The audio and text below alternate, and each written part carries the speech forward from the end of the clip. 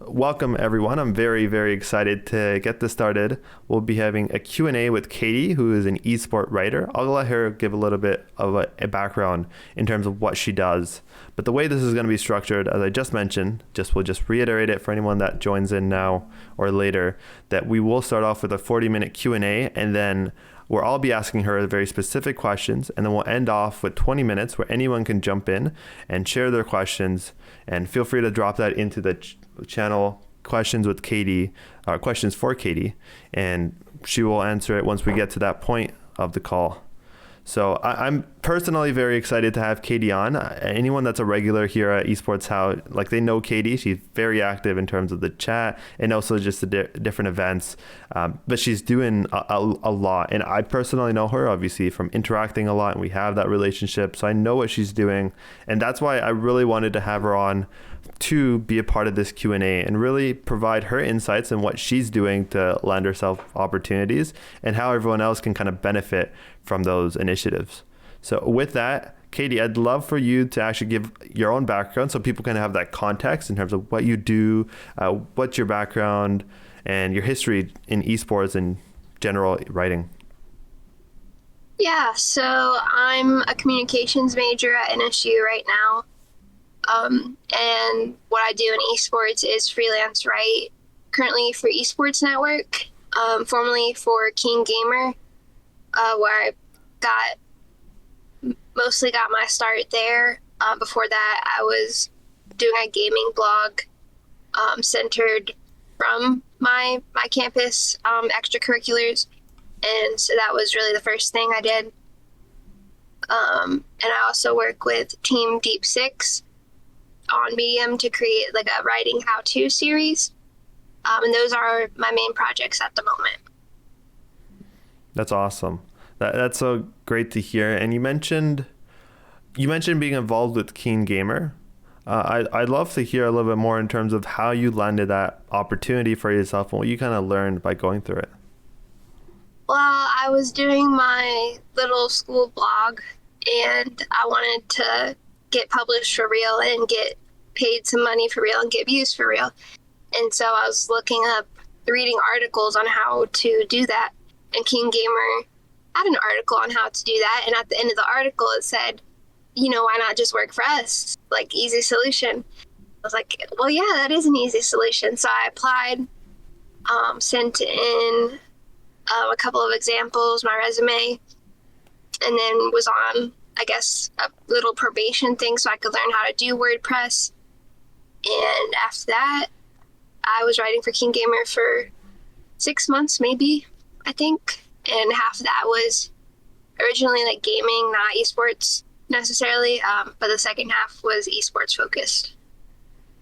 Okay, that's interesting. So you actually went to an article, you saw that they posted just work for us, and you ended up sending out your interview. So do you think in that context, was there anything that gave you kind of a competitive advantage? Do you think like they were accepting everyone that applied? I think they were accepting a moderate amount of people. And that's another interesting thing, is like you apply somewhere and it just so happens they're accepting not a lot of people at this time, accepting a lot of people at this time. I think when I signed, it was like a medium influx of new writers. But I imagine what made me stand out was the stuff that I had just been doing by myself, because they didn't need me to necessarily prove that I knew how to write. Like, I sent them in writing. I sent them like what I had been doing on my own, like by my own accord. So I don't know, maybe that shows that I'm a self-starter, or maybe it saves time. I didn't have to be on probation that long. I can't say for sure because they didn't tell me exactly why they hired me. They just said, you're hired. No, that's fair. But I will say, as someone who actually is looking to hire my own writer very soon, something that I've kind of come to realize is that you have to kind of have portfolio, you have to know that the people that you're hiring can actually do the writing. And one of the unfortunate things on my end is that when I do go ahead and hire a contractor, I would have to pay them to write their first article, which would be a test article. And in that way, I'm trying to figure out, are they someone that can actually write something of high quality? But if you come and you already have that portfolio item like you did, 100%, I can see why you're on a lower probation and why you would be more attractive in that context. So what kind of inspired you to even start that initial writing? Or even let's take a step back. Why writing at all? Let me think back to my childhood, because that's where it starts. It starts a long time ago. I mean, honestly, I'm a lot like my mom, and my mom's a good writer. So like, I'm not really surprised if I was naturally decent at it. But then I had teachers like in 4th grade or 7th grade, like in elementary, junior high, whatever. And they would always use my writing as an example for like the other students. And I really liked that. I liked the attention I got, and I liked the compliments. So I was like, I'm good at this. I should keep this going. And that's what my teacher said. You got to keep this going. And I did. And I loved football and I love sports. So I originally wanted to be just a sports writer, probably NFL journalist. I eventually switched to esports, but I guess that might be another story. Okay, yeah, that makes a lot of sense. And then you just ended up doing a bunch of writing on your own over time without any intention of trying to line yourself opportunities? Yeah, I did a lot of practice writing as a kid, like writing sports articles that no one was going to read. Like, it was just in my notes on my phone.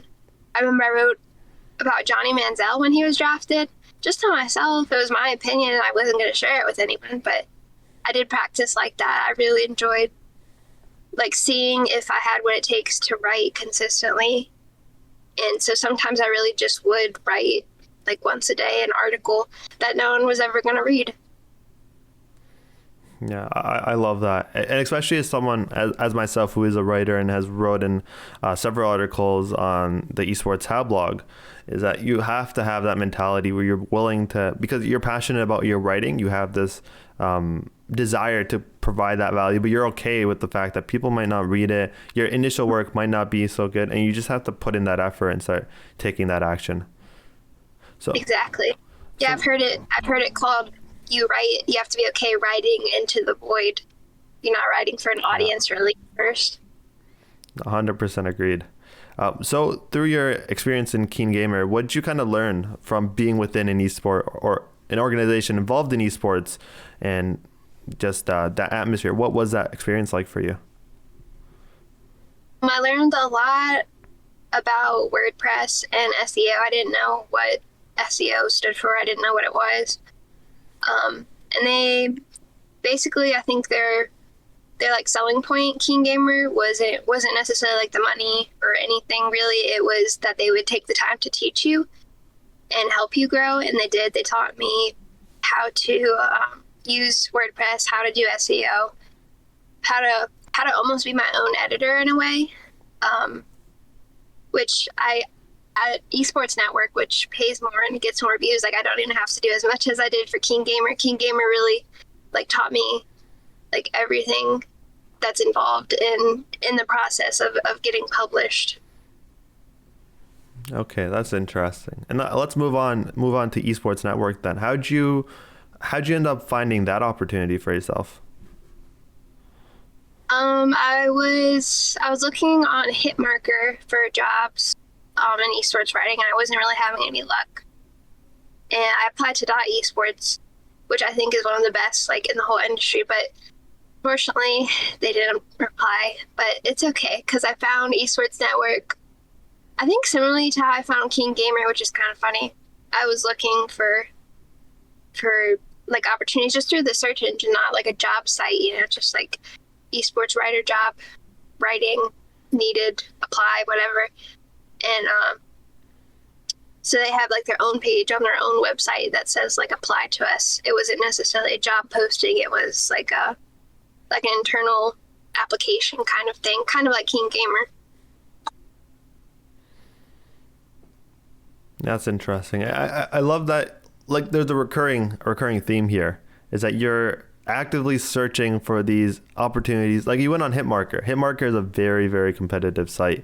And you obviously, like you mentioned, kind of struggled on that platform. You decided, okay, I'm going to go out, I'm going to look for different opportunities. I'm not going to take the easy route and limit myself to a job posting board. I'm actually going to spend some time Googling different organizations, what they're doing, and you end up finding this opportunity, end up reaching out. And because it's a third party sort of initiative, because it requires some extra effort to apply, you ended up applying, and that gave you that competitive advantage that landed you that opportunity. Am I summarizing that correctly? I think so. I mean, I didn't think about it much, but they probably were. I mean, I assumed there was a reason that it wasn't just like a job board posting. It was like an evergreen like page on their website, and maybe it was meant to attract people who are already familiar with Esports Network, which I don't remember if I was or not prior to working with them. But I'm sure, I mean, I keep up with the news, so I'm sure I read stuff of theirs before I ever worked for them. Yeah, that is a huge point to you there in terms of, yeah, that is exactly why a lot of companies do prioritize people that apply on their website versus the general job board, because people can just spam literally every job posting that's there, versus if it's on their website, you're already familiar with the brand, and they give you that little credibility because if you like the brand, you're passionate about it, they obviously, if you were to work for them, they obviously know you would be willing to go above and beyond. So I'd love to ask, if you were to go back in time at this point, what kind of advice would you give yourself starting into esports and starting as a writer? Well, I'd say I get worried about like credibility. Like if I'm not good at Apex, but I'm reporting on Apex, oh, they're going to find out and they're going to be so mad and they're going to cancel me because I'm not that good. But I think really like it's okay if you're really not like the absolute best. I like to say that those who can't game write, kind of like those who can't do teach. That's what I tell myself. I really think it's okay if you're not a Valorant pro. I mean, there's reasons that Valorant pros are not also writers. So I think it's you got to give yourself some slack. You don't have to be the best at something to write about that something necessarily. Of course, if you're saying like how to dominate, and I will tell you how to dominate, and you can't dominate, that's misleading. But I'm not doing that. I don't pretend to be good at games that I'm not good at. Yeah, no, that's a really good point. That's imposter syndrome that you kind of outlined there. People being worried of taking initiative because they're like, I'm not the person that should be doing this. But I think with that, you have to, like you mentioned, always have that honesty with yourself in terms of what you're actually capable of, but also being honest with your readers as well, and anyone that's consuming your content, that you don't have to, like if you were to mention an article about how to be better at gaming, you can mention that I'm not the best at actual League of Legends, but I've worked with these individuals and this is what I've taken away, or I've been a part of this team and the best players, their habits, and this is my perspective, this is my summary of what they've done. This is not an objective 100% what I've done and it always works for me, but it's like my experience. And that's why I also tell people, if people want to write about an esport team that they ran for 5 years and it completely failed, that's also great kind of value that you can provide. You don't have to say how to run your perfect esport team, but you can say, I've did a terrible job running my esport team. Here are 5 lessons I learned that I think other people should avoid. So I 100% agree that just taking that initiative and being open is very important. But with that though, what kind of things would you recommend other people to kind of start doing if they want to become an esport writer? I would say write, like, just for yourself, write into the void, basically. Get on a platform that's easy, like Medium, and don't expect money or views really, but know that you have that piece to offer, like a job opportunity when it comes up, like I did I was able to offer my school blog stuff to KeenGamer, and I also talked to the creator of HCS Intel on Twitter. He's also a journalist for Dexerto, I think. And I said, how'd you get your start? And he said, well, I just got tired of not getting an opportunity, so I made my own and I created my own thing. So I think that's what most of the good ones do. Not calling myself a good one, but I think the good ones take the initiative. Like we keep saying, it kind of comes back to that. Yeah, I mean, I would probably call you someone that's above average in terms of what you're doing. So I wouldn't cut yourself short there. But no, I completely agree. And I've had a lot of conversations with people in terms of their inability to find opportunities, their inability to get started, and their fear and concern and just general, like, just not moving for the sake of not moving. Like, what kind of advice, what kind of things would you kind of tell someone? Like, let's say I reached out to you saying, I can't find any initiatives. I really don't know if I should be writing. What kind of advice would you give someone like that? Well, if they weren't confident in their writing abilities, then I think that's different than being uncomfortable writing into the void, because you have to be comfortable writing into the void when you're starting. And I mean, you can jump, even if you're not comfortable, you just do it and it's uncomfortable and you keep doing it until it pays off. So maybe I'm being too harsh saying you have to be comfortable. You just have to write into the void. But if they're not confident about their writing abilities, I'd recommend taking classes somehow. It's easy for me to say that because, like, I'm at college, so I can take, like, any class I want to. And the classes have helped me a lot in my writing and publications and whatnot. But I would say try to find a class of some sort with, like, a good instructor. Maybe not.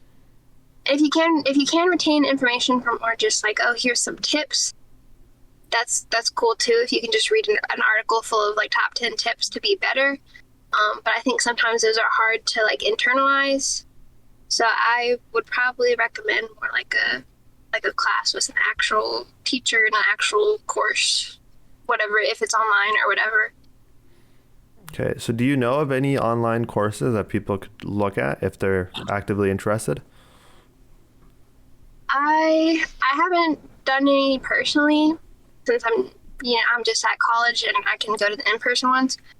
But I don't know, maybe like Coursera has one, those online, I don't know, like substitute, I don't know what you call it, curriculum kind of services.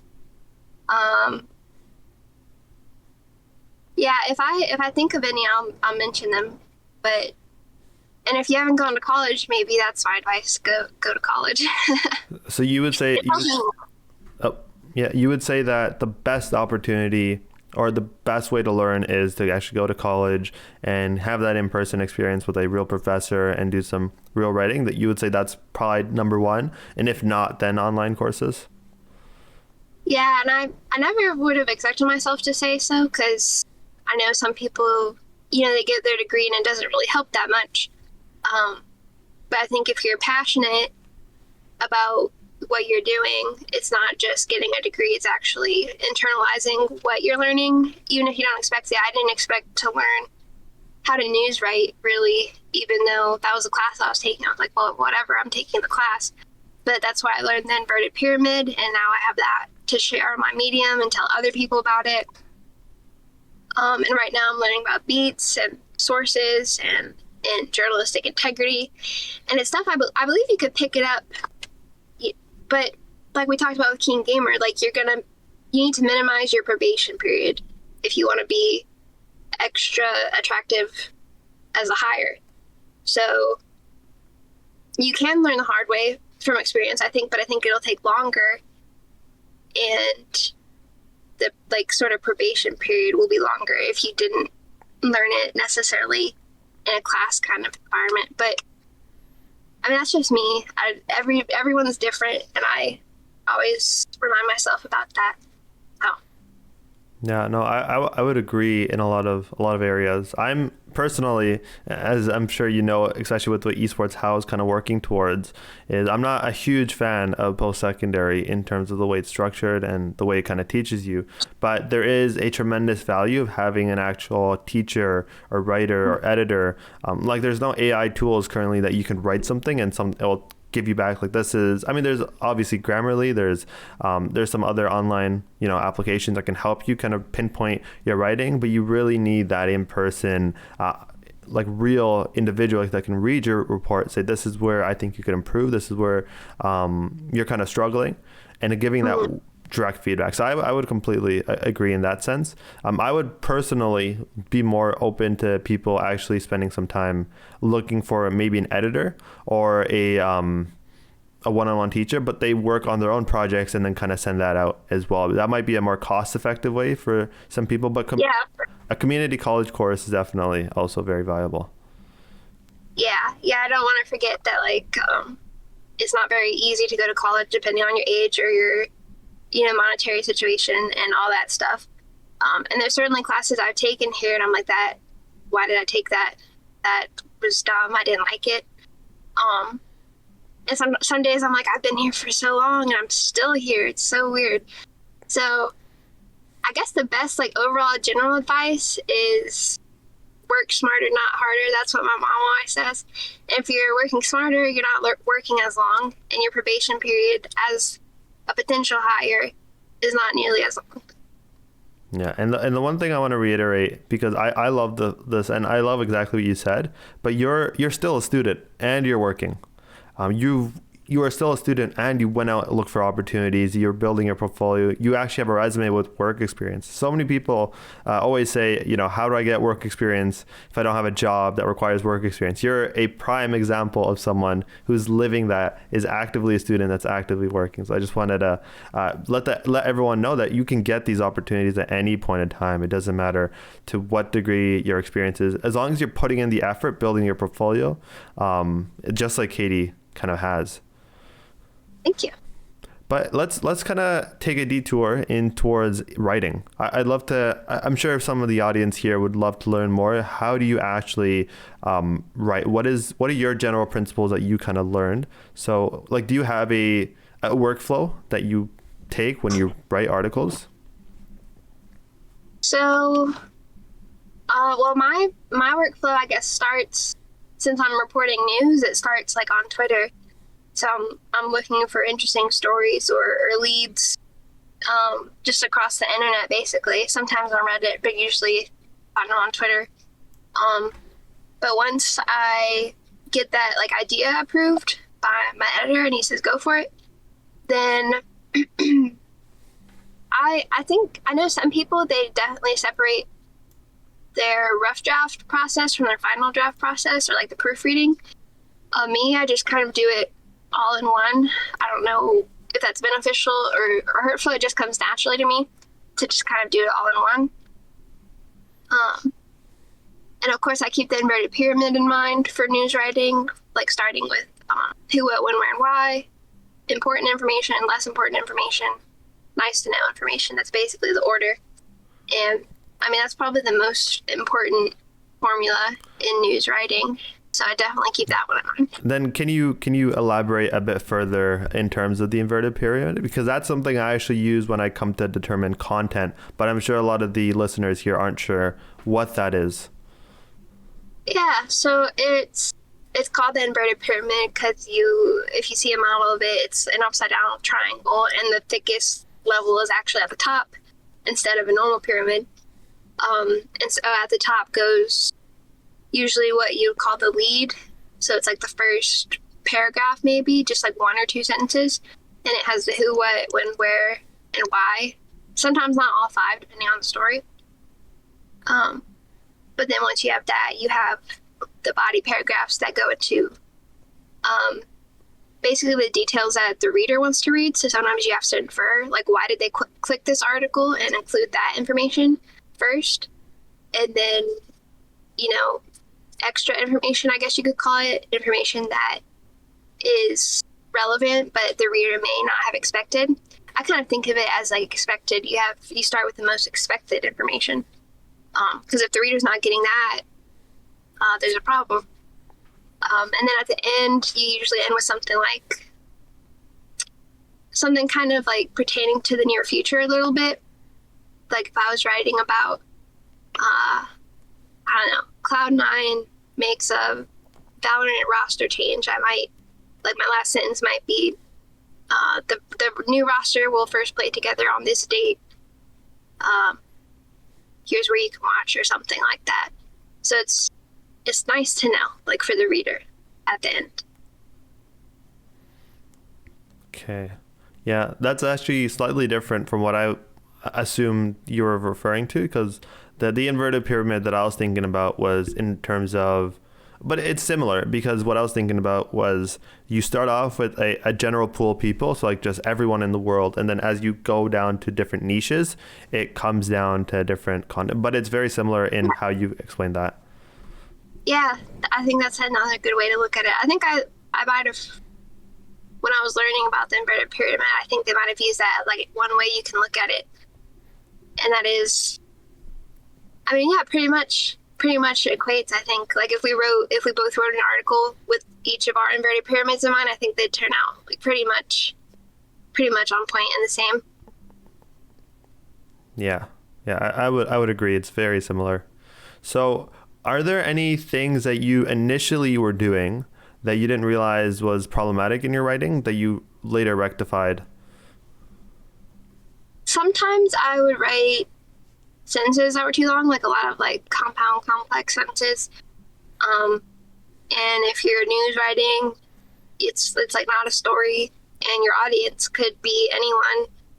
It's not your English teacher, so more simple sentences and compound sentences are better.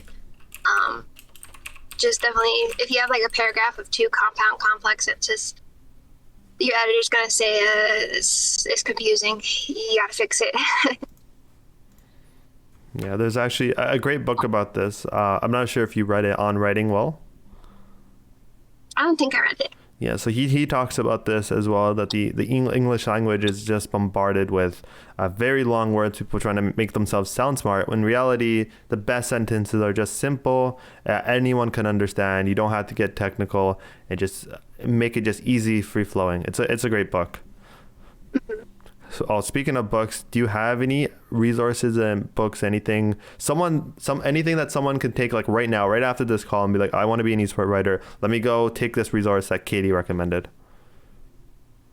I would recommend, if you don't have access to classes, I would recommend on Medium, I think it's the editor, like the chief or whomever of Upcomer, the news outlet.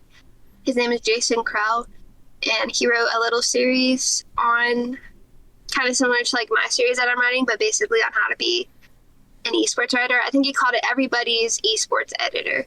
Okay. And so I think if you don't have access to like a teacher, those articles are pretty helpful, and you'll see my like comments on the articles, because he gives exercises, so I was like following along with the exercises, and I didn't do all of them correctly. Like I had something to learn for sure. I'm also reading the Book of Esports right now, which is good for like overall esports knowledge. I recommend, and I did watch a video or listen to like a podcast video. I think it was Yensu Collins, and I think her partner, who plays Valorant for Fnatic, his name's Boaster, and they were both talking about, I think, how to get noticed in esports, and I found that very helpful. Okay, and I just want to remind everyone that's joining us here, if you want to drop any questions that you have for Katy, feel free to drop that into questions for Katy, the text channel, and we'll get to it in approximately 10 minutes. But on the wavelength of, as you mentioned, standing out, what kind of things are you currently doing? Because obviously your situation, you're currently a contractor, you're also currently a student, and you still have a long way to go in terms of your career. You've landed these opportunities, you're doing a lot of the right stuff, and now the question really becomes, what are you doing to, obviously you have a great portfolio and you're getting a bachelor's, so all of that's going to add into your selling point. But what other things are you doing to make sure that you're going to have a successful career, that you're going to stand out and be a good prospect for some of these larger companies?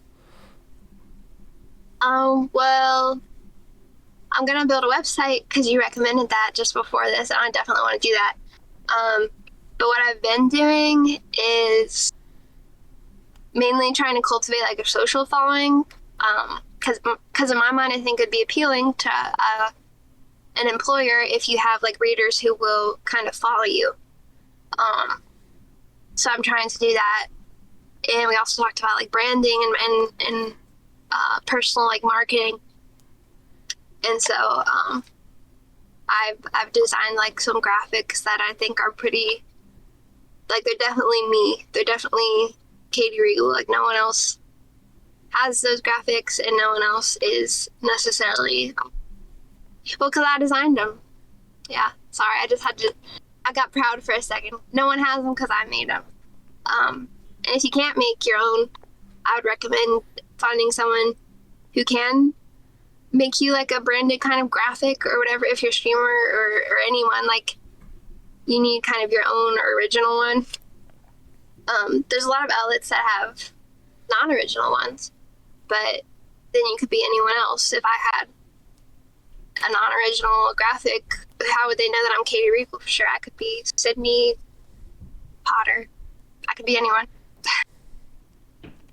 Yeah, no, that's very true. Having that very signature, like this is Katy. I love that. That is something I know Esports How has a lot to improve on in terms of just our branding. That's something we talk about internally. But even that's what I really like, especially in esports. You need your own personal brand. And that's where gamer tags, for one thing, come in really well. But it's also the way you present yourself, also the graphics that you show, the way you are as an individual and a person, and how you kind of come across. It's very, very important. Yeah, for sure. Are you using social media at all to kind of help you promote yourself? Do you have any tips and tricks? Because that's something I always tell people, but they're always kind of unsure, like, how do I even post? Something I've noticed again and again is that some people would tell me that like they come to post, and some people just have a massive issue just thinking about, okay, what should I be writing? How do I make this post? So do you have any thoughts, advice on how to kind of build your brand on social media? Well, I think at first you're not writing into the void, you're more like tweeting into the void. And I was uncomfortable at first because I didn't just want to like throw my opinions out, into the Twitter sphere or ecosystem or whatever. And I've seen like people who have been on Twitter a while, but all they tweet is just their opinions and they don't have many followers. So I think you have to offer like content, basically, like something thoughtful or neat, like not just an opinion really if you're tweeting with no followers. I can't recall what my first tweet was. Probably not good, because I was like learning. There is a learning curve when you're just starting on Twitter, because I have never had Twitter until now. But I think it's okay to let yourself learn and to delete tweets when you're like, okay, this isn't performing well. Maybe I should do this so it will perform well. It's just like any other thing, really. It's almost like writing. There's things that are good to do, things that are less good to do, and you learn. Unfortunately, I don't think there's like a class on Twitter. I do take social media classes, but Twitter was not included in that class. Yeah, no, that's unfortunate. I think the thing about social media though is that the algorithm is always changing rapidly. It's kind of hard for like a bureaucracy like post-secondary to create a program, because once they kind of have that set in stone, they're either providing you really high level stuff that everyone a Gen Zer would know, or they're providing you technical stuff that's going to get outdated really quickly. Yeah, for sure. Yeah, I had a class that was like a lot, like very heavy on TikTok. It was almost like TikTok versus Instagram Reels. And so if the point of it wasn't the overall like kind of comparison shopping, what works and what doesn't kind of message, I would have said, why are we learning about TikTok? This is probably going to be dead in like 5 years and it'll be a different thing. So it's important to see like the broader trends, I suppose, in social media because, yeah, like they don't stick around that long really. Or if they do, they change like a lot. Yeah, no, I would completely agree. But I also think it's very important, regardless of where you're on, that you need to start building that online portfolio because this is esports is a global market. Everyone knows how competitive the industry is, and you need to do anything that you can to kind of sit yourself up. And I think you made a great point. I completely agree that having a personal following, especially as a writer, but also just generally in esports as it is an entertainment industry, to have that following will make you a lot more attractive than someone at a similar skill level, or even someone that's slightly better than you, or someone that's slightly worse than you that has a larger following. Mm-hmm. Okay, and with that though, I really, really appreciate you taking these questions. We're now going to shift it over to let anyone else that has joined us ask their questions. I see Leon has dropped his question in the chat. Leon, I've allowed you to unmute yourself. If you would like to share on the mic, we'd love to have you pose it. Hello, can you hear me?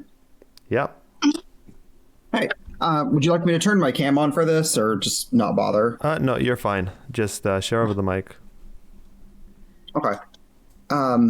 So I had two kind of questions. The first one is, like, I know I personally, for content creation, especially when I try to do social media, so like LinkedIn, Twitter stuff, I have a lot of issues like self-motivating. Either I don't know what to post or I just feel like overwhelmed by all of it. It's kind of, I don't want to say it's like writer's block, but in a certain way it probably is. So I was wondering if you have like similar issues or if you have any like advice for getting through that. Yeah, usually when I feel that way, I kind of accept it and I say, you know, I can't force the news. I can't force something to pique my interest. So really, I just keep scrolling through my timeline and just be kind of like open. I don't know if this is kind of like an abstract answer, but you know, kind of being just open to what everyone else is saying and paying attention to like what it sparks in me. If it interests me at all, even like a tiny bit, or if there's something maybe to be said that hasn't been said, even if it's small. And commenting, you know, it doesn't even have to be necessarily your own tweet. Like commenting is pretty important as well. So yeah, I hope that's a decent answer. Okay.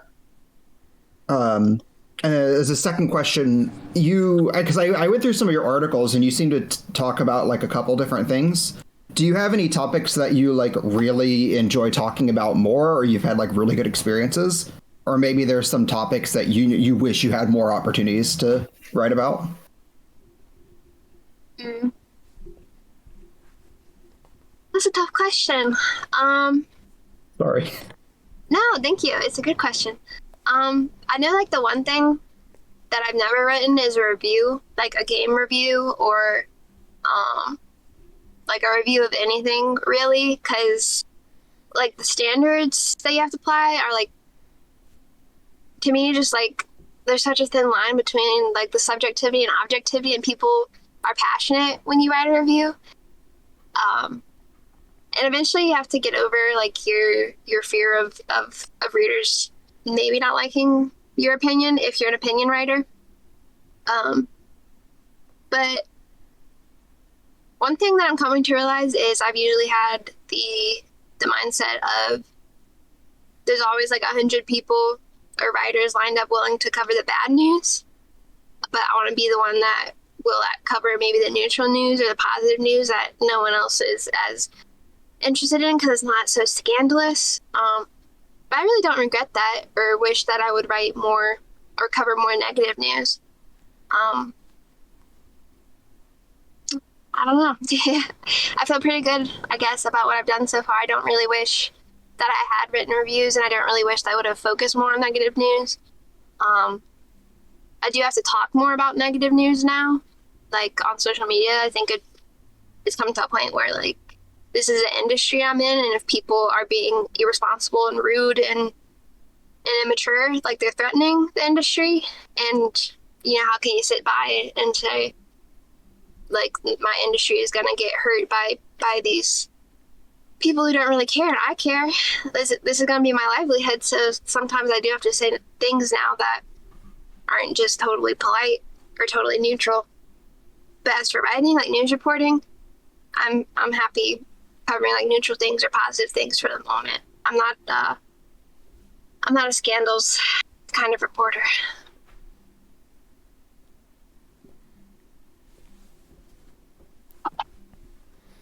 Okay, thank you for the question, Leon. If anyone else has any other questions, feel free to drop that into the chat, and I can unmute you and you can share with Katy.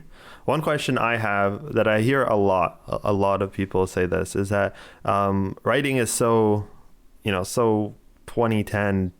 It's not like video is everything nowadays. Everyone is watching videos.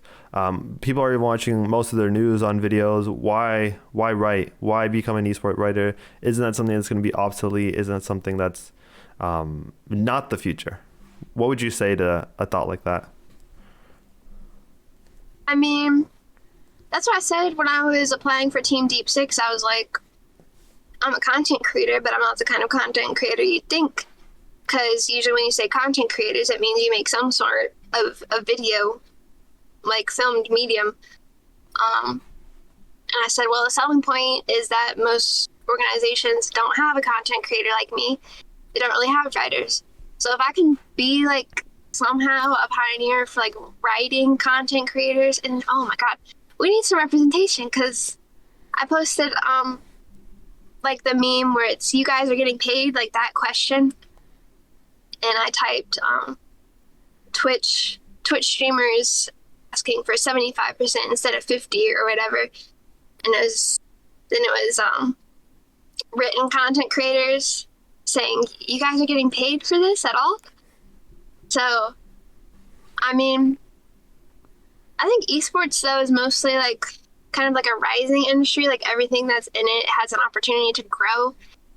So if what I'm doing in it can grow, which I just believe it can, I don't have any stats to back it up or anything. But I don't know, Team Deep Six has definitely appreciated that I'm not just making videos. So I think almost like it's a missed opportunity right now to not have written content creators.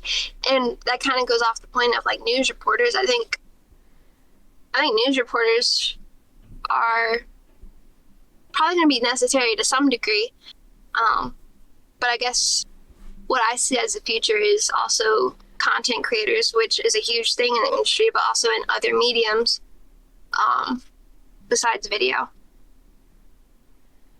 Yeah, I would completely agree. And in fact, I love the point that you mentioned that I want to reiterate it, is that this is basically your competitive advantage, or that it's a missed opportunity in esports, that everyone is like, okay, video is the thing. So let us focus on video, forget writing. And that creates a massive void in the writing space where now, and this is something I've noticed with blogging as well, right? Everyone always tells me, why are you writing a blog? And my answer is, if I wrote a video, Esport How would never be what it is today. I would never have gotten the business that I've gotten, the consulting contracts, the different opportunities. I've been very fortunate, but I say that, but the reality is that I wrote a blog when no one else is writing a blog. And I wrote a blog about the very specific esport business and people are always Googling stuff. And people don't always want to watch videos. There's a lot of times where people just want to come on, they just want to skim through it, just find the key point that they're looking for. Like if you're reporting on the news and they want to see exactly who was involved in this situation or what was the outcome of that match, or just whatever you're writing about, people might not want to watch a 10, even 5-minute video. They just want to go on there and click it.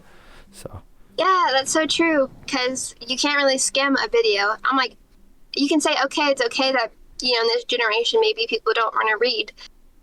They still want to skim, though. And if you're in a video, there's no way for you to tell basically where the signposts are. There's no, subheadings, really, unless it's filmed and you happen to scroll across at the right moment. So until they invent more skimmable videos, I think writing has a place. And in sports, like regular sports, there's tons of writing. I love the writing that's like unique to each sport, and they certainly have wide audiences.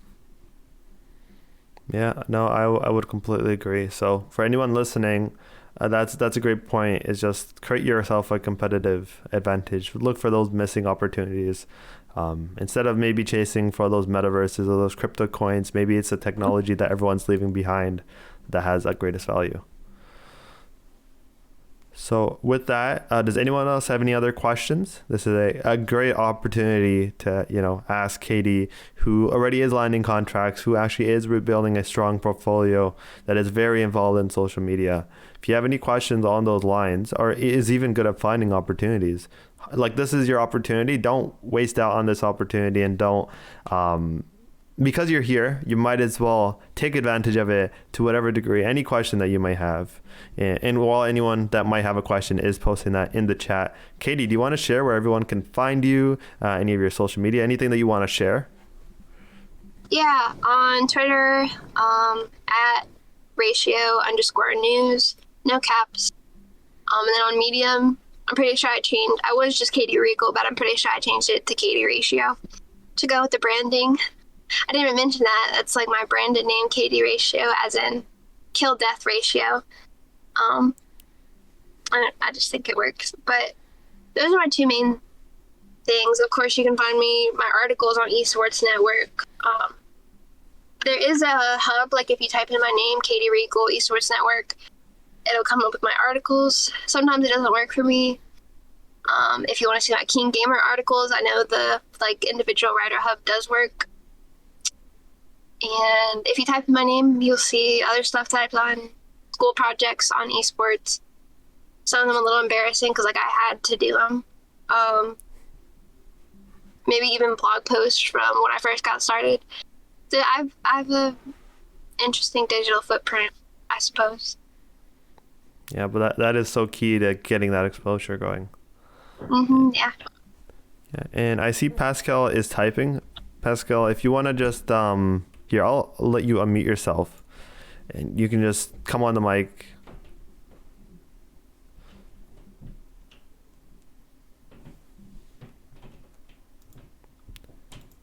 Oh, we're not able to hear you. 1 second. Okay.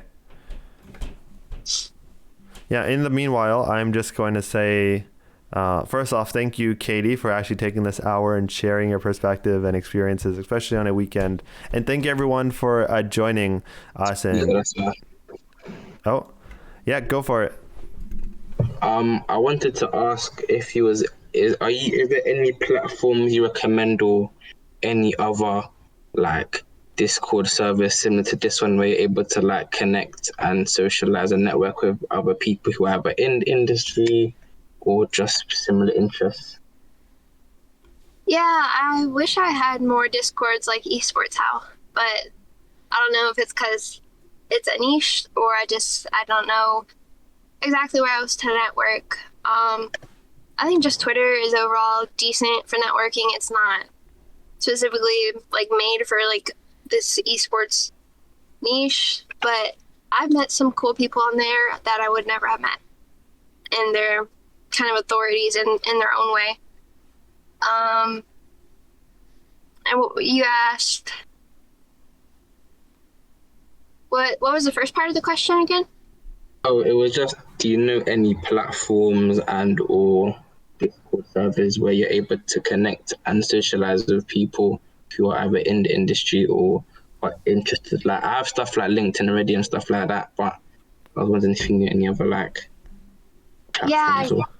I can't believe I was about to forget. eFuse is an app if you don't already have it, and it's specifically for esports and gaming.